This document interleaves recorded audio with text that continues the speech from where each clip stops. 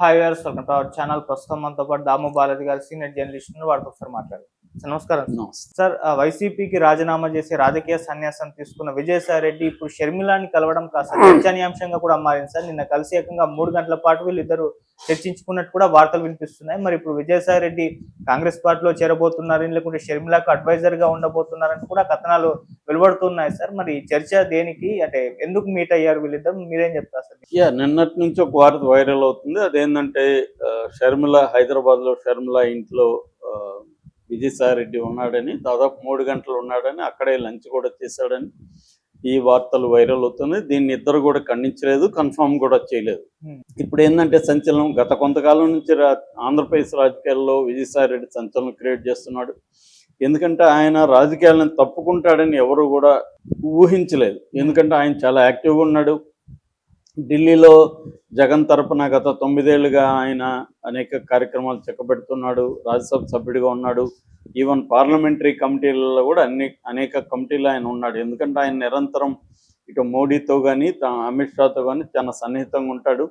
So రెండోది, బాగా తెలివైన వ్యక్తి, చార్టెడ్ అకౌంటెంట్గా 40 ఏళ్ల అనుభవం ఉంది ఆయనకి. వైఎస్ రాజారెడ్డి కాలం నుంచి కూడా వైఎస్ ఫ్యామిలీకి ఆయన చార్టెడ్ అకౌంటెంట్గా ఉన్నాడు. ఒక నమ్మకమైన వ్యక్తిగా వాళ్ళ దీంట్లో ఉంటే, జగన్ ఇలాంటి వ్యక్తి మనకు ఢిల్లీలో ఉంటే లైజనింగ్కి పనికొస్తారు. ఎందుకంటే ఢిల్లీలో లాంగ్వేజెస్ వచ్చి ఉండాలి, నాలెడ్జ్ ఉండాలి, రకరకాల మినిస్ట్రీలతో డీల్ చేయాలి. ఈ విషయాలన్నీ తెలియాలంటే గవర్నెన్స్ ఎలా ఉంటుంది, ఏ లూప్ హోల్స్ ఉంటాయి, ఇవన్నీ తెలియాలి. దీంతోపాటు లాయల్టీ ఇంపార్టెంట్, మనకి నమ్మకంగా ఉండాలి.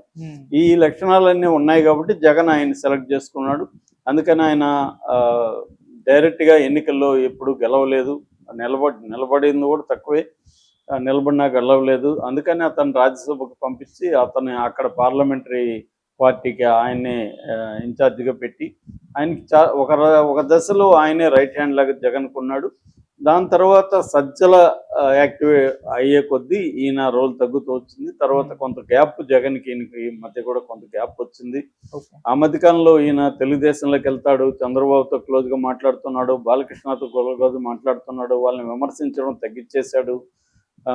ఇవన్నీ కూడా వార్తలు వచ్చాయి. కొంతకాలం గ్యాప్ తర్వాత మళ్ళీ ఆయన్ని యాక్టివ్ చేశాడు జగన్.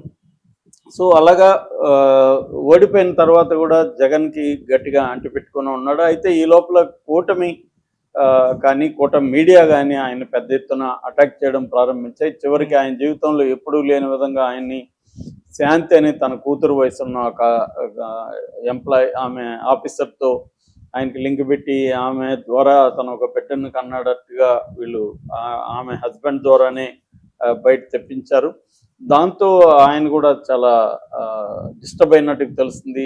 ఎప్పుడూ లేదు ఈ స్థాయిలో నన్ను చేస్తున్నారని. తర్వాత ఆయన కాకినాడ ఫోర్ట్ ని బలవంతంగా రాయించుకున్నారని చెప్పి విక్రాంత్ రెడ్డి, వైవి సుబ్బారెడ్డి కొడుకు ఈయన కలిసి అరవిందో రియల్టర్లు, వీళ్ళ అల్లుడు బ్రదర్ అవుతారు, వాళ్ళకి చేయించినట్టుగా వియంకులకి. సో దాంట్లో ఆయన ఆల్రెడీ సిఐడి కేసు ఉంది, ఈడీ కూడా ఎంటర్ అయింది, ఈడీ కూడా ఆయన విచారించింది. ఆల్రెడీ ఈయన జగన్ అక్రమాస్తుల కేసుల్లో కూడా A2గా ఉంటున్నాడు. సో అంటే ఒకవైపు కేసులు ఉంటేనే, ఒకవైపు తెలుగుదేశం మీడియా ఆయన్ని హంట్ చేస్తుంది. ముఖ్యంగా ఆంధ్రజ్యోతి రాధాకృష్ణకి ఈయనకి అసలు పడదు. సో ఆ రకంగా మీడియా టార్గెట్ చేసింది, ఇటు ఈనాడు కూడా ఆయన గట్టిగానే టార్గెట్ చేసింది.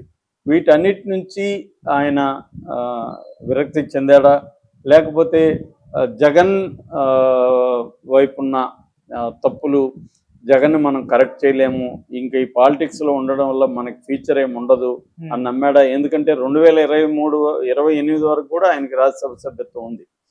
సో ఏమనుకున్నాడో తెలీదు, ఆయన బయటకు వచ్చాడు. ఇంకొక అటాక్ ఏముందంటే, జగనే ఆయన్ని రిజైన్ చేయించాడు, మిగతా వాళ్ళని కూడా రిజైన్ చేయించే అవకాశం ఉంది. ఎందుకంటే మోడీకి ఇప్పుడు ఈయన రిజైన్ చేసిన తర్వాత మామూలుగా అయితే తెలుగుదేశానికి రావాలి రాజ్యసభ, కానీ మోడీ అడ్డుపడి దాన్ని బీజేపీకి తీసుకెళ్తున్నట్టుగా అర్థమైంది. ఆల్రెడీ 3 రిజైన్ చేశారు వైసీపీ వాళ్ళు. 3లో 2 తెలుగుదేశానికి పోతే 1 బీజేపీకి పోయింది, ఆర్ కృష్ణయ్య సీటు. సో అలాగా ఇప్పుడు ఇది కూడా బీజేపీకి అకౌంట్లో పోతుంది. ఇది జగనే ప్లాన్ చేసి ఈయన్ని రాజకీయాల్లో లేకుండా ప్రైవేట్గా వాడదామని డిసైడ్ చేశాడు. జగన్ తరపున ఇతను పనిచేయబోతున్నాడు, బీజేపీకి జగన్ మధ్యలో ఉంటాడు, రాజకీయాల్లో ఉండడు కానీ ఇండైరెక్ట్గా అదే పని చేస్తుంటాడు అన్న వార్తలు కూడా వస్తున్నాయి. ఈ నేపథ్యంలో ఈయన షర్మిలాని పోయి కలిశాడు. షర్మిలాని కలవడం అనేది ఇప్పుడు సంచలనంగా ఉంది. ఎందుకంటే షర్మిల జగన్ ఎంత తిట్టిందో విజయసాయిరెడ్డిని కూడా అంతే తిట్టింది. ఆ మధ్య కూడా షర్మిలకి జగన్కి మధ్య గొడవ వచ్చినప్పుడు, సరస్వతి పవర్ ప్లాంట్కి సంబంధించిన ఆస్తుల వివాదం వచ్చినప్పుడు కూడా ఆయన దానికి ఆడిటర్గా ఉంటున్న విజయసాయిరెడ్డి కూడా మాట్లాడాడు. అది షర్మిల ఆస్తి కాదు, జగన్ది. జగన్ వైపు నుంచి ఆయన స్టేట్మెంట్ ఇచ్చాడు. అప్పుడు ఈమె కూడా గట్టిగానే ఆయన్ని తీవ్రంగా మాట్లాడింది. అట్లాగే వివేకానంద రెడ్డి హత్య కేసు విషయంలో కూడా షర్మిల విజయసాయిరెడ్డిని టార్గెట్ చేసింది. విజయసాయిరెడ్డి గుండెపోటుతో చనిపోవడాన్ని ఫస్ట్ చెప్పింది విజయసాయిరెడ్డి అని షర్మిల కూడా గట్టిగానే విమర్శించింది. అయితే ఈయన బయటకు వచ్చిన తర్వాత జగన్ ఎక్కడ విమర్శించలేదు. పైగా జగన్ బాగుండాలని కోరుకుంటున్నాను, నాలాంటి వాళ్ళు 1000 మంది పోయినా జగన్కి నష్టం లేదు, ఆ ఫ్యామిలీకి నేను రుణపడి ఉన్నాను, నాకు భారతీ రెడ్డి ఎంతో చేసింది, ఆమెకు నేను కృతజ్ఞతలు తెలుపుతున్నాను, ఇవన్నీ కూడా చెప్పాడు ఆయన. అయితే ఆయన్ని మరి ఎవరు అడిగారా లేకపోతే ఆయనే చెప్పాడో తెలియదు కానీ వివేకానంద రెడ్డికి గుండెపోటు వచ్చినట్టుగా నాకు చెప్పింది అవినాష్ రెడ్డి రైట్ హ్యాండే అనేది ఆయన చెప్పాడు. అది ఒక సంచలనం కలిగించింది. ఎందుకంటే ఇప్పటి వరకు ఆరోపణలన్నీ కూడా అవినాష్ రెడ్డి వైపే చూపిస్తున్నాయి. అవినాష్ రెడ్డి A8గా, A7 వాళ్ళ నాన్న భాస్కర్ రెడ్డి, ఈయన A8గా ఉన్నాడు. సో అవినాష్ రెడ్డి ఏమన్నాడంటే, నాకు వివేకానంద రెడ్డి పెద్ద బహుమతి శివప్రకాష్ రెడ్డి గుండెపోటు అని చెప్పాడు, నేను అదే నమ్మి అందరికీ చెప్పానని ఆయన అన్నాడు. కానీ ఇప్పుడు ఈయన ఏం చెప్తున్నాడు, విజయసాయిరెడ్డి శివప్రకాష్ రెడ్డి మీద చెప్పట్లేదు. అవినాష్ రెడ్డి పక్కన ఉన్న వ్యక్తి, అవినాష్ రెడ్డికి నేను ఫోన్ చేశాను ఏం జరిగిందని, అవినాష్ రెడ్డి పక్కన ఉన్న వ్యక్తి నాకు ఇది చెప్పాడని చెప్తున్నాడు. సో అంటే ఒక రకంగా అవినాష్ రెడ్డికి ఈయన ఫోన్ చేస్తే పక్కన వాడు చెప్పాడంటే అవినాష్ రెడ్డి చెప్పినట్టే కదా లెక్క అన్నట్టుగా వస్తుంది. ఈ నేపథ్యంలో ఈయన జగన్కి ఆగర్భ శత్రువులాగా ఉంటున్న షర్మిల ఇంటికి ఎందుకు వెళ్ళాడు అనేది ఇప్పుడు చర్చనీయాంశమైంది. మేబీ షర్మిలతో జగన్కి రాజీ కుదుర్చడానికి వెళ్ళాడా ఫ్యామిలీ ఫ్రెండ్ లాగా? ఎందుకంటే ఒక పక్క ఆస్తులకు సంబంధించి జగన్ ఫ్యామిలీ పెద్దలను కూడా కలిశాడు, రాజీ కుదుర్చుకుందామన్న ఆలోచనలో జగన్ ఉన్నట్టుగా కూడా చెప్తున్నారు.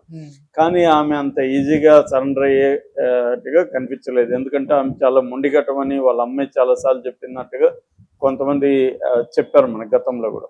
సో అది ఒక యాంగిల్. రెండో యాంగిల్ ఏంటంటే జగన్కి యాంటీగా ఉండి ఈమెతో కుమ్మక్కవుతున్నాడా, ఈమెతో కలిసి ఈమెకు ఒక అడ్వైజర్గా ఉండబోతున్నాడా? ఎందుకంటే జగన్ కుటుంబంలో అన్నీ కూడా విజయసాయిరెడ్డికి తెలిసినట్టు ఎవరికి తెలియదు.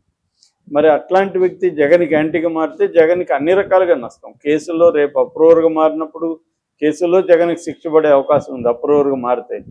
అట్లాగే ఈయన లోటుపాట్లన్నీ కూడా ఆయనకు తెలుసు. అలాగా ఏమన్నా అప్రూవర్గా మారుతున్నాడా, అప్రూవర్గా ఎందుకు మారుతాడా అనుకున్నప్పుడు ఆయన మీద కేసులు ఉన్నాయి కాబట్టి బయటికి రావాలంటే అప్రూవర్గా మారితే కేసులు ఉండకపోవచ్చు. మనం వివేకానంద రెడ్డిలో అప్రూవర్గా మారిన దస్తగిరి విషయం చూసాం. అతను నిందితుడి నుంచి సాక్షిగా మార్చేసింది కోర్టు. కాబట్టి ఇప్పుడు రేపొద్దున ఇతనికి కూడా అలా జరగచ్చు. అదేమన్నా ఉందా? లేదు. కాంగ్రెస్ పార్టీ అంటే ఇండియా కూటమితో కూడా మంచిగా టైప్లో ఉందామని జగన్ ఏమన్నా అనుకుంటున్నాడా? ఎందుకంటే రేపు రాబోయే కాలంలో మోడీ జగన్ని ఇప్పుడు కాపాడుతున్నాడు కానీ ఇలాగే ఎంతకాలం ఉంటారనేది తెలీదు. రాజకీయాలు ఏమన్నా జరగచ్చు. అందుకని జగన్ ముందస్తు ప్లాన్ బిలో భాగంగా ఇండియా కూటమితో ఉండాలి కాబట్టి